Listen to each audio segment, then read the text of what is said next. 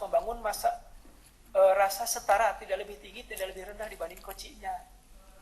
Yang membedakan dengan kegiatan atau peran mentoring, peran fasilitasi atau fasilitator atau peran lainnya. Jadi saya sebagai coach dan teman bicara saya sebagai coach sama-sama setara. Tidak ada yang lebih tinggi, tidak ada yang lebih rendah. Jadi melepas dulu jabatan atau peran yang ada saat ini. Itu ya kuncinya yang pertama.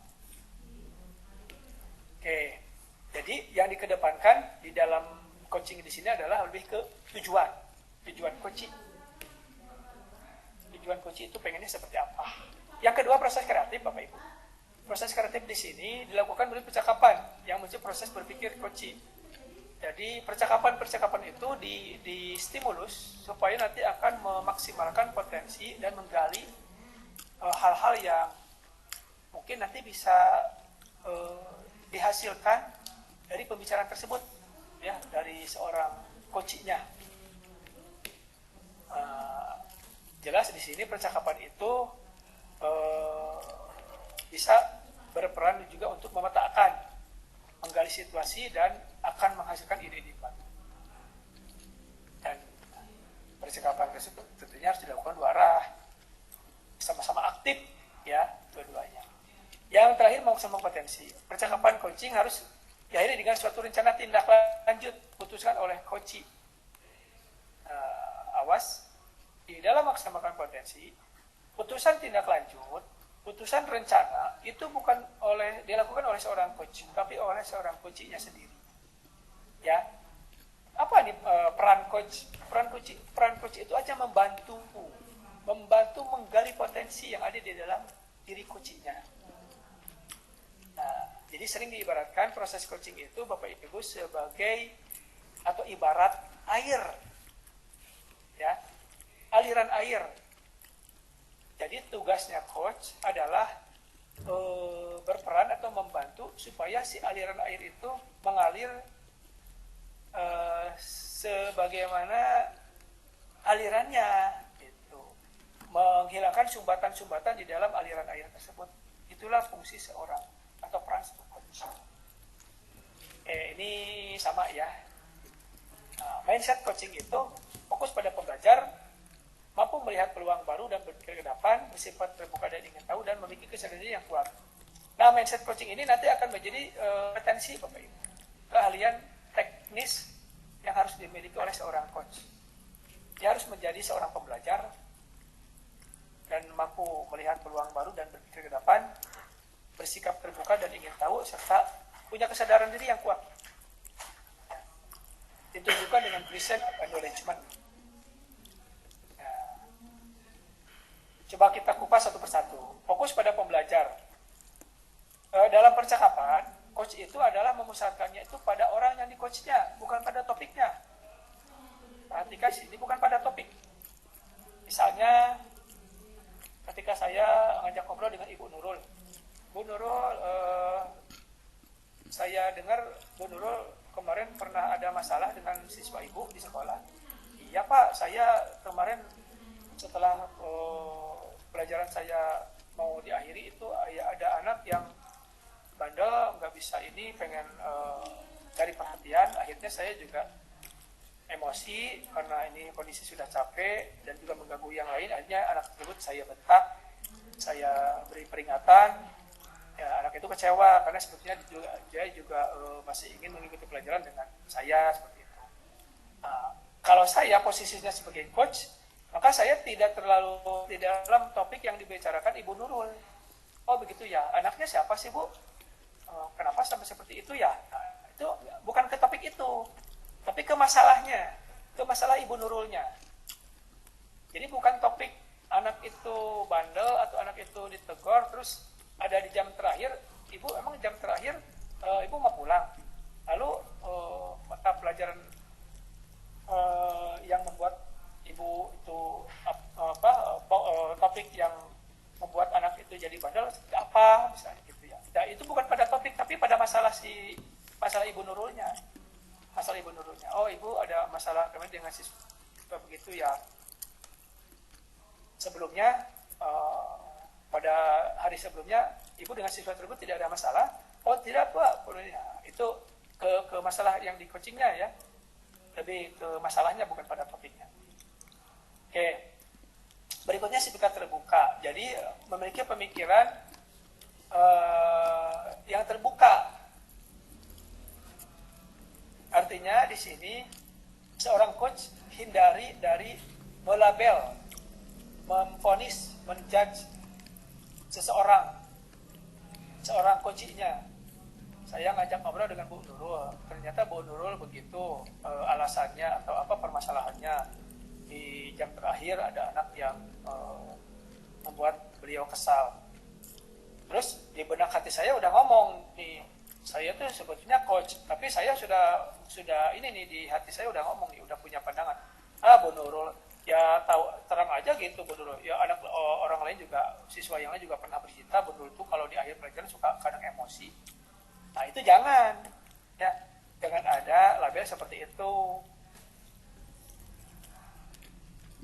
karena kita posisinya buka aja, biarkan aja peristiwa atau masalah bundur seperti apa, biar kita tidak perlu melabeli atau menjadi satu pandangan dari awal atau sebelumnya sudah punya, jangan ya gitu. Lalu ingin tahu lebih banyak, jadi punya curiosity, ingin tahu yang dia selalu pengen tahu masalahnya, itu pengen terus digali dari si coachingnya ya. Itu sifat ingin tahu lebih banyak. Lalu juga punya kesadaran diri yang kuat. Artinya di sini selalu kita menunjukkan kehadiran atau presence, kehadiran terhadap coachingnya. Coach sampaikan apapun kita respon dengan baik, kita tanggapi gitu ya. Nah itu kan jadi nanti terlihat ada momen-momen, ada emosi. Dari sana kita nanti bisa melihat nih, bisa mengembangkan, bisa membuat mereka itu akan mengembangkan potensi yang ada, melihat peluang baru dan masa depan. Nah, ini tadi berhubungan dengan apa yang barusan saya sampaikan ya, dari kesadaran diri yang kuat sehingga nanti akan membuat si coach itu mampu melihat masa depan dan peluang-peluang baru. Oke, Bapak Ibu, ada lagi yang harus kita perhatikan di dalam melakukan coaching adalah kompetensi yang harus dipunya atau harus dikuasai. Apa saja? Nah, tadi saya sempat singgung. Yang pertama itu adalah present. Kemampuan hadir utuh, Bapak dan Ibu ya. Nah, jadi hadir utuh artinya badan, pikiran, dan hati harus selaras. Ketika sedang terjadi percakapan coaching, maka pikiran, hati, badan harus tetap fokus ke dalam pembicaraan. Ya, lain halnya kalau sekarang kan, karena mungkin Bapak Ibu misalnya Pak Adi di sekolah, Pak Suryadi juga di sekolah sedang banyak tugas, mungkin saja tidak terlalu fokus ke paparan saya, karena badan, hati, dan pikirannya nggak selaras, nggak match ya. Tapi kalau proses coaching itu tidak bisa begitu Pak, harus badan, pikiran, hati harus benar-benar serius selaras terhadap pembicaraan dan terhadap coachingnya.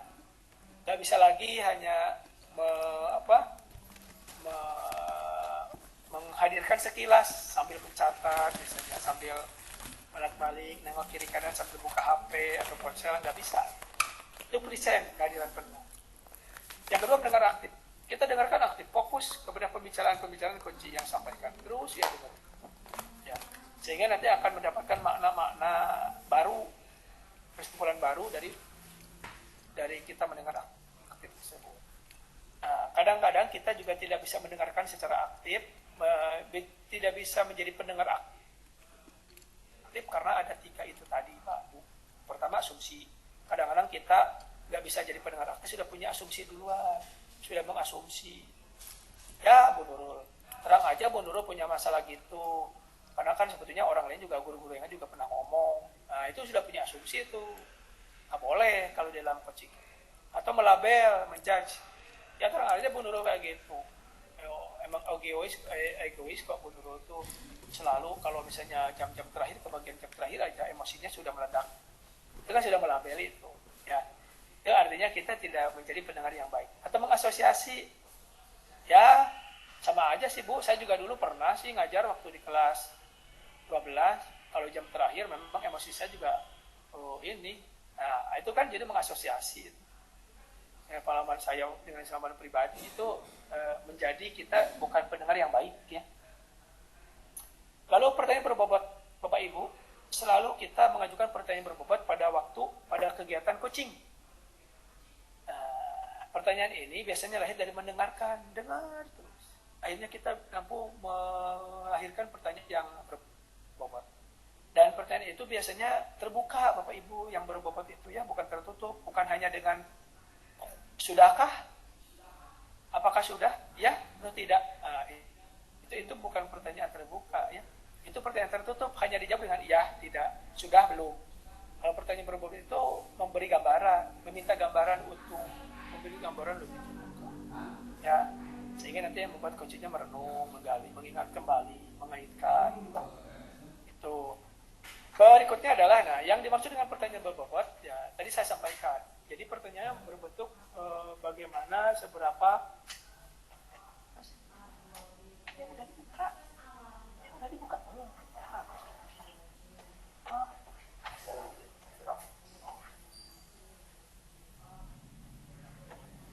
Nah, hindari juga dengan kata kenapa atau mengapa. Apa alasannya Bapak Ibu? Ketika kita mengajukan pertanyaan berbobot, hindari di dalam proses coaching itu dengan bertanya mengapa, kenapa.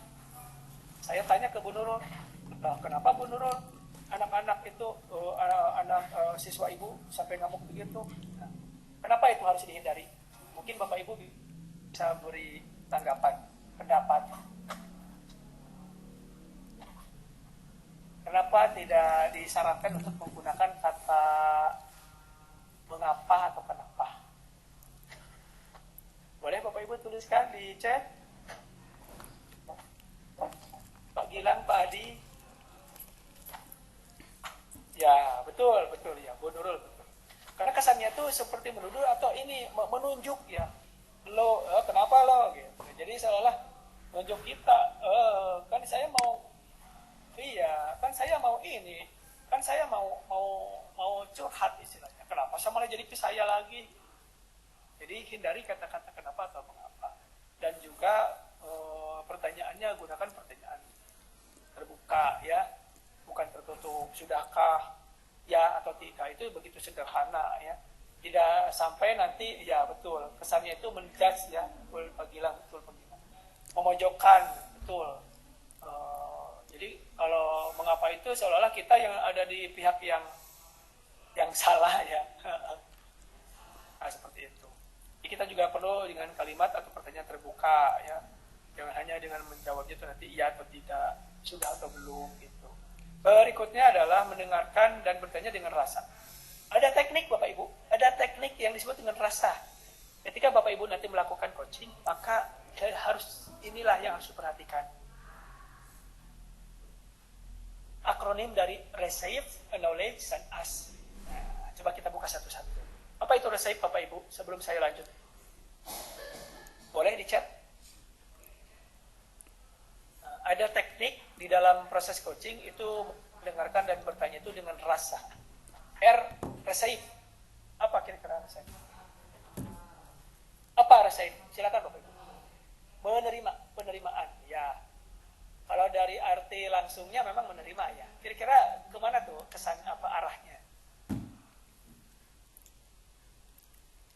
Kemana arahnya ya? Receive.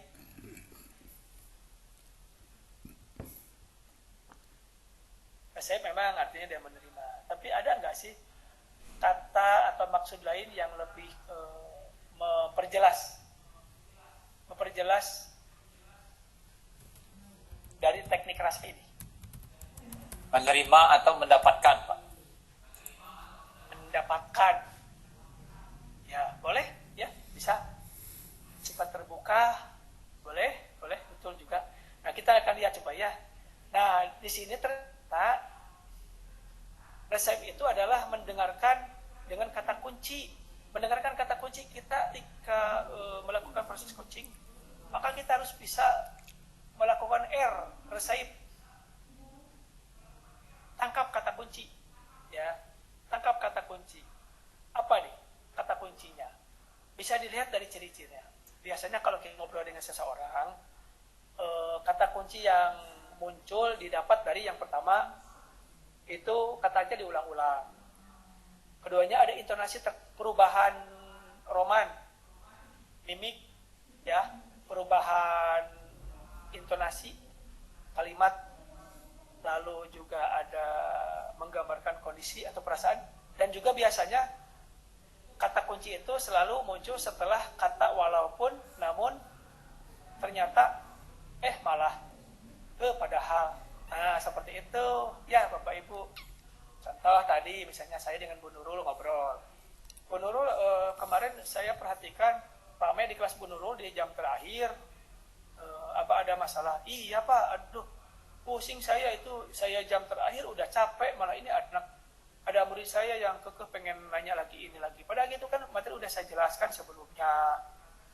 Padahal, nah gitu kan, padahal materi sudah saya jelaskan sebelumnya. Oh, berarti ini Bu Nurul ini kesel karena dia sudah mengulangi penjelasan, sudah melakukan penjelasan, tapi anak itu ngeyel pengen lagi dijelaskan ulang, padahal ini sudah siang, sudah waktunya jam. Jadi dari kata itu tertangkap kata kuncinya. Oh, ini Bu Nurul kesel ini, harus ngulang-ulang lagi penjelasan. Itu ya kata kuncinya. Betul Pak Hairul ya, Pak Hairul Anwar. Tangkap masalahnya, lihat ya masalah gimana. Lalu yang kedua adalah acknowledge. Acknowledge ini adalah memberi tanda atau sinyal bahwa kita itu mendengarkan. Jadi tunjukkan bahwa sikap kita itu selalu present. Artinya present itu mendengarkan dengan aktif, selalu hadir. Apa yang coach itu sampaikan kita dengarkan serius. Itu yang dimaksud dengan acknowledge. Jadi Bapak Ibu misalnya, seperti Pak Gilang nih saat ini kan ya, sambil perhatikan, sambil tertawa gitu kan nih Pak Gilang. Itu artinya kan ada acknowledge ya Pak Gilang. Gitu. Kadang-kadang jadi sambil gini nih. Berikan sinyal. Oh, sambil pegang dang. Iya, itu sinyal bahwa Pak Gilang itu memang acknowledge, menunjukkan kehadiran full, penuh terhadap apa yang saya sampaikan. Bapak Ibu juga pernah dulu kita sering lihat Pak Maria Teguh ya, ketika mendengarkan orang yang curhat kepada beliau, suka sambil gini. Oh gitu. Oh iya begitu ya. Oh kan gitu ya. Gayanya seperti ini kan. Itu artinya acknowledge itu. Dari sisi psikologis memang seharusnya seperti itu. Jadi merasa bahwa nanti si coachingnya itu benar-benar diperhatikan, benar-benar disimak apa yang dia sampaikan. Gitu. Banyak lah ya caranya ya. Ada yang ini kan, iya. Ada yang gitu kan dengan gaya-gaya kita itu ya. Dan jangan lupa, jangan sibuk mencatat Bapak Ibu.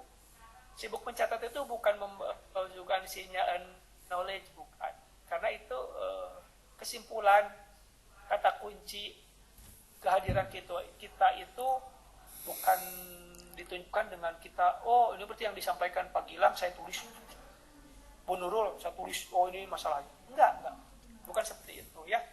Tapi tangkap saja kata kunci, dan juga tidak terganggu dengan situasi lain. Contoh sambil buka HP, sambil baca WA. Oh, Bu Nurul ya, sambil buka WA gini kan. Itu Bu Nurul pasti enggak enjoy, itu pasti enggak enak. Saya ngomong malah buka HP. Enggak respect jadi. Ya, jadinya kan enggak respect sepenuhnya. Jangan-jangan ini setengah hati ini. Apa juga saya ngomong kalau gitu kan gitu ya. Ini juga acknowledge cirinya. Yang berikutnya adalah S, yang ketiga, summaries. Nah, nanti kalau misalnya coach sudah cerita, kita rangkum. Oh, Bu Nurul, itu ya, Bu Nurul, sepertinya siswa Bu Nurul kemarin kurang puas dengan penjelasan Bu Nurul, dan Bu Nurul merasa juga karena sudah menjelaskan dengan sepenuhnya, sama-sama Bu Nurul juga merasa bahwa Bu Nurul sudah lakukan yang terbaik untuk siswa ibu ya, seperti itu. Nah, kita rangkum apa yang Bu Nurul sampaikan, dan rangkuman itu kan tidak persis harus sama kalimatnya. Yang penting adalah kata kuncinya yang harus didapat dulu ya, kata kunci. Dan sekalian juga nanti dari rangkuman yang kita sampaikan sekaligus sebagai konfirmasi apakah yang kita rangkum itu betul atau kurang pas. Itu summaries ya, buatkan kesimpulan atau konfirmasi. Yang terakhir ada S, bertanya ya. Ajukan pertanyaan membuat pemahaman kunci lebih dalam tentang situasinya. Jadi pertanyaan-pertanyaan kunci inilah ya, tadi juga sudah disampaikan kan. Jadi pertanyaan terbuka, menggunakan apa, bagaimana, seberapa, siapa sih, yang mungkin Ibu Nurul tahu misalnya itu siswa itu sampai gitu ada siapa di balik itu yang berperan juga sampai sebegitu misalnya, atau apa latar belakang siswa seperti itu ya. Nanti kan Bu Nurul itu akan menganalisis ya Pak, tadi dia itu memang sering keluar, tadi waktu saya jelaskan sering keluar ke kamar kecil ya. Nah, kan itu kan jadi si coach atau Bu Nurul akan menjelaskan lebih banyak ceritanya atau kejadiannya ya. Tapi jangan itu tadi, jangan apakah sudah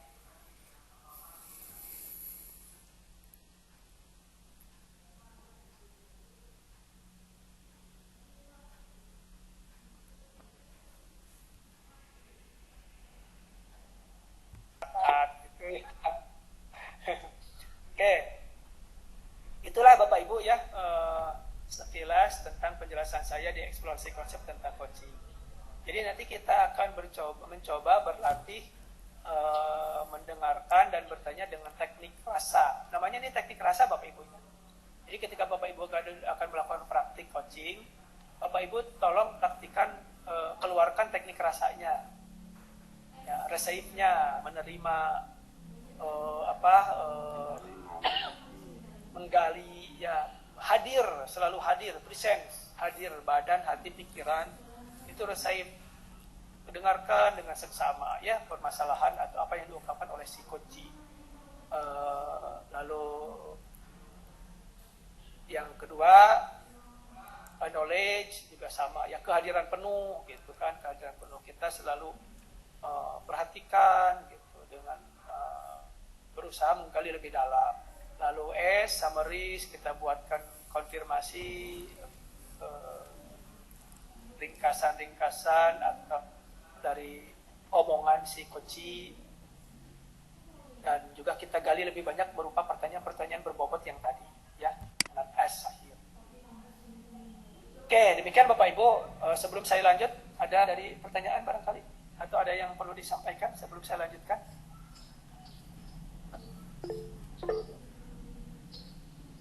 Pak Yusri, maka silakan Pak. Pak Yusri dulu ya, nanti Pak Adi. Iya Pak. Baik, Pak.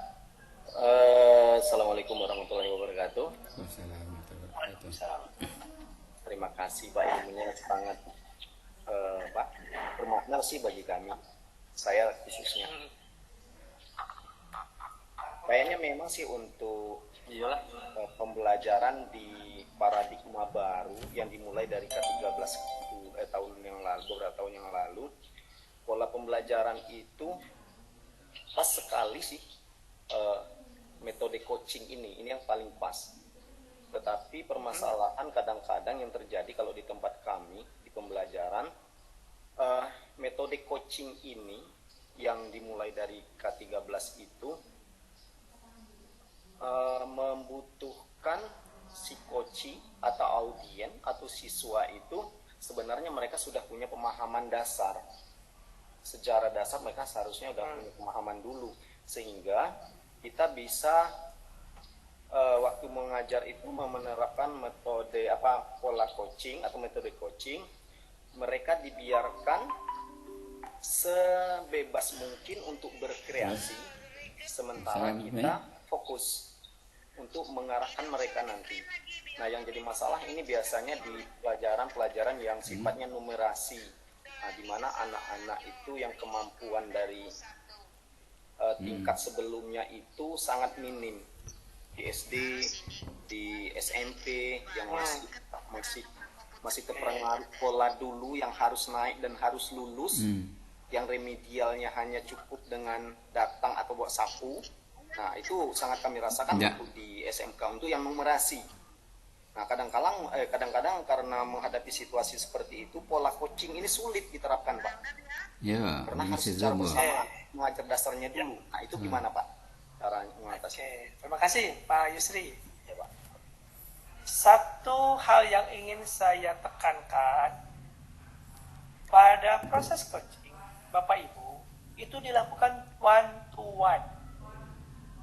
Jadi tidak ada praktik coaching itu dilakukan secara Tim. berkelompok, klasikal. Tidak ada, itu bukan coaching. Coaching itu adalah pembicaraan dari hati ke hati berdua, sama seperti counseling.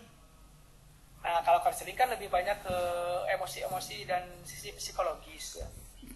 Tapi kalau coaching itu lebih banyak ke menggali potensi, dan penggalian potensinya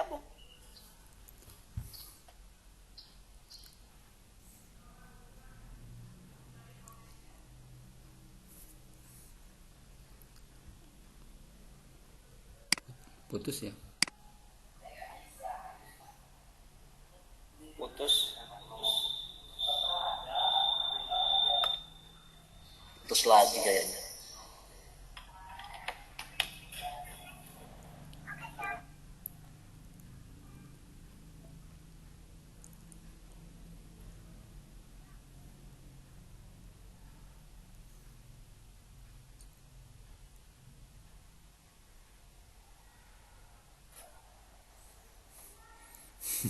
Cek.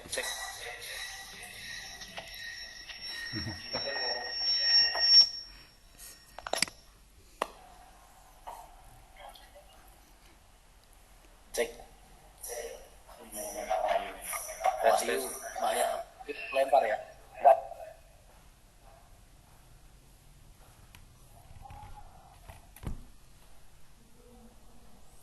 Keluarnya. Waduh, keluar. Masuk lagi. Jackson. Sudah normal. Saya barusan terlempar ya, mohon maaf. Iya, Pak. Tiba-tiba ya. Jadi begitu ya Bapak Ibu. Memang dilakukannya itu one to one ya.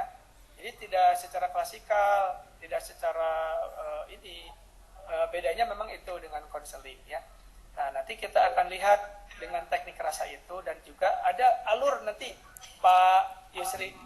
Jadi sebetulnya lebih ke, bukan dari si coachnya sendiri yang harus memahami pembicaraan, bukan, tapi dari coachnya sendiri.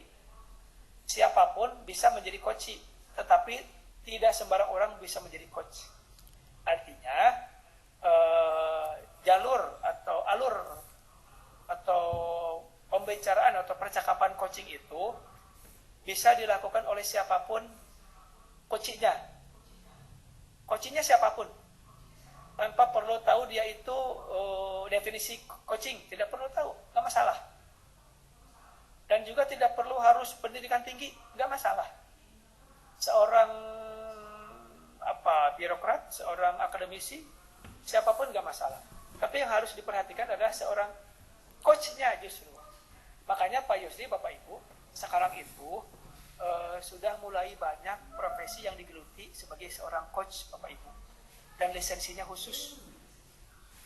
Ya, boleh silakan Bapak Ibu search di Google, itu pelatihan dan untuk mendapatkan lisensi seorang coach profesional. Ada ininya Pak Bu, ada tarif khusus, ada pendidikan khusus, dan ada semacam kompetensi khusus yang harus diikuti, yang harus dilakukan. Saya jujur, saya bukan seorang coach Pak Yusri, hanya saya memang pernah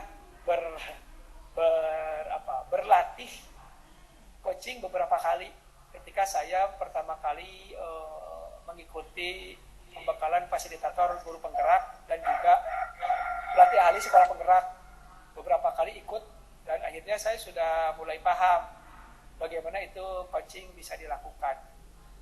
Ya, saya sendiri memang bukan seorang coach. Bapak Ibu, kalau saya pribadi mengikuti BIMTEK di Ditjen GTK dan di Kemdikbud, itu ketika masuk ke materi coaching, pematerinya coach khusus Jadi ada ACC, ada PCC, ada ACC. Kalau nggak salah ACC itu apa ya?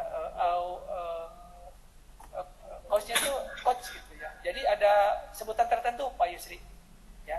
Jabatan tertentu memang. Ada PCC, ada ACC. Kalau tidak salah lebih tinggi PCC.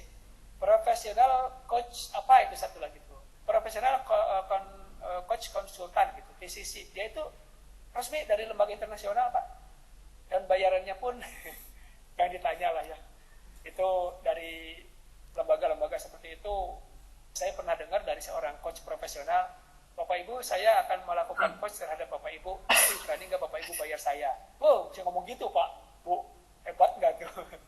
Hitungannya bukan lagi per jam itu, menit. Makanya coaching itu dilakukan maksimalnya itu tidak sampai lebih dari 90 menit Bapak Ibu. Ngobrol-ngobrol gitu. Pribadi.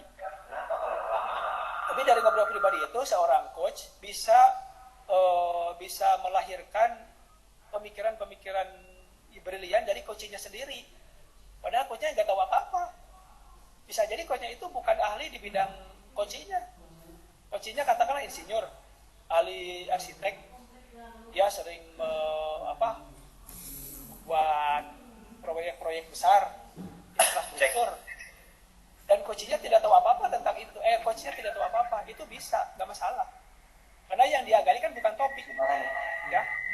Bukan topik, tapi potensi-potensi yang ada di dalam coachingnya sendiri, gitu. Melalui teknik rasa itu tadi, dengan 4 teknik rasa: perceive, acknowledge, summarize, dengan S. Itu aja, ya.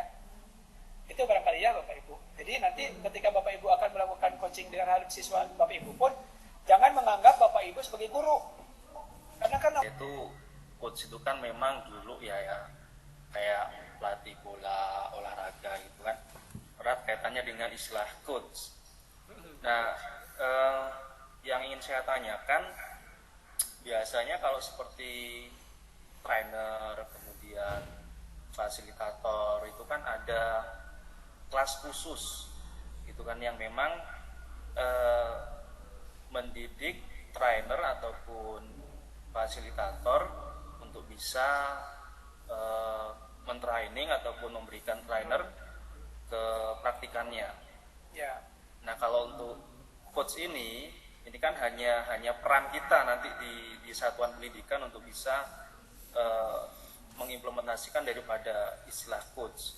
Nah, kalau coach ini sendiri apakah memang ada pendidikannya tersendiri seperti trainer ataupun fasilitator yang pernah saya ketahui seperti itu, Pak? Ya. Terima kasih Pak Adi. Sering kita dengar ya, kalau trainer itu ada pelatihan untuk trainer, TOT. Fasilitator juga ada ya, semacam bimtek atau pembekalan. Untuk menjadi seorang coach pun ada Pak Adi. Ada pelatihan khusus dan itu diselenggarakan oleh lembaga-lembaga coach internasional. Di Indonesia ada. Salah satunya dari ESQ ada. Yang punya Pak Dr. Ari Ginanjar. Itu juga lisensi Pak. Banyak dari ESQ yang akhirnya melahirkan para coach-coach profesional sekelas ACC maupun PCC. Ya. Yang saya tahu sekilas sih Pak ya. Kalau tidak salah ACC dan PCC, tapi mungkin ada ini level lagi. Mungkin kalau dari guru kan atau dosen ya ada guru besar gitu kan ya, rektor kepala gitu. Mungkin di coach juga sama. Cuma ya memang yang saya tahu baru ke peran atau levelnya itu kalau tidak salah di PCC dan ACC. Kalau tidak salah PCC itu yang paling tinggi gitu, di coach. Dan ada pelatihan khususnya Pak. Jangan tanya ya harganya, tarifnya berapa itu pelatihan khusus. Saya ditawari juga itu kalau tidak salah sekitar 1,5 bulan itu sekitar berapa? 15 jutaan lah. Itu belum ke kompetensi nanti menguji sebagai seorang coach itu kita lulus atau tidak. Ya, sampai puluhan juta Pak Bu. Tapi memang dari lembaga resmi internasional ya. Berlisensi lah istilah, lisensi internasional. Kalaupun ada di Indonesia ada juga yang berlisensi. Begitu Pak Adi. Ya. Tapi kita hanya latihan aja. Saya juga pernah ditawarin dulu waktu akhir tahun 2021. Pak Wahyu silakan boleh bergabung dengan kami. Kami coach yang sudah 3 bulan, Pak Wahyu boleh gabung dengan biaya ditanggung Kemdikbud. waktu itu saya nggak pede Pak, aduh saya nggak mau, saya nggak ini apa, takutnya nanti ujung-ujungnya suruh bayar gitu. Jadi saya nggak ikut Pak. Pada itu langsung dari coachnya ini apa, coachnya asli lah, coach itu Pak ya, ada yang khusus. Pak Samsul, silakan Pak Samsul. Ya, terima kasih Pak Wahyu. Ini tadi menarik, ini materinya tentang coach. Saya akan cerita sedikit yang sudah kami lakukan di SMK Muhammadiyah Tumi Jajar Pak Wahyu.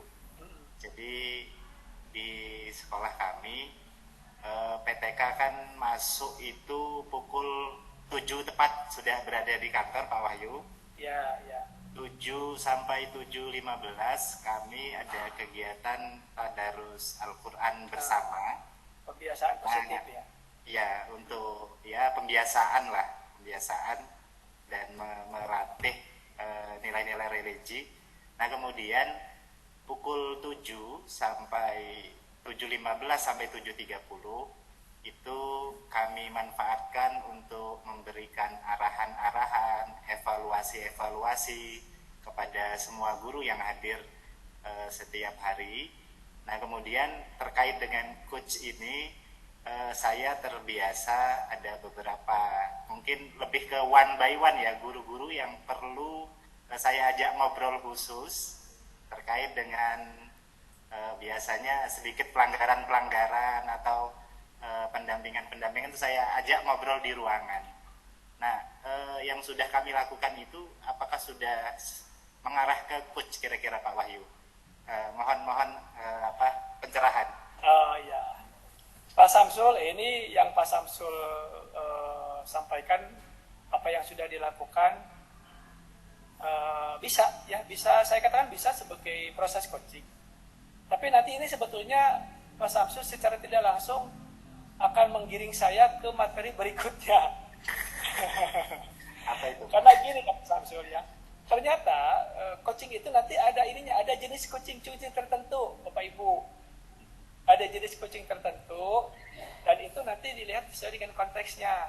Nah, barangkali nanti Pak Samsul juga apa yang tadi Pak Samsul sampaikan, saya sering misalnya terhadap one by one dengan guru satu orang yang tanda kutip punya masalah gitu ya Pak ya. Ya. Yang punya masalah, yang ada kasus yang misalnya ini selalu jadi berita, ini guru si A, si X gitu. Itu bisa dilakukan coaching, tapi itu ada coaching yang saya namakan nanti coaching tertentu. Ada 4 jenis coaching Bapak Ibu. Ya, tapi saya tahan dulu deh. Ya. Ya, saya tahan dulu. Makasih. Ya, makasih Pak Wahyu. Ya. Karena kita sudah seharusnya masuk ke sesi latihan Bapak Ibu. Ya.